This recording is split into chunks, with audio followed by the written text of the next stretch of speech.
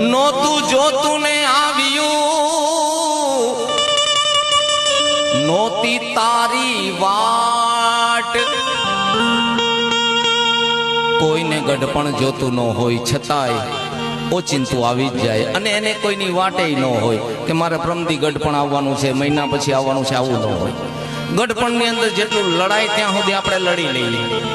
કદાચ ને કાળા કેશે કરી લઈએ, આપણે વાળ ધોળા થઈ ગયા હોય તો કલર લગાડી લઈએ, દાંત પડી ગયા હોય તો ચોકઠા નખાવી દઈએ, પણ છતાંય ઓહો ન મૂકે હોય. કવિ કહે છે નોતું જોતું ને આવ્યું, નોતી તારી વાટ.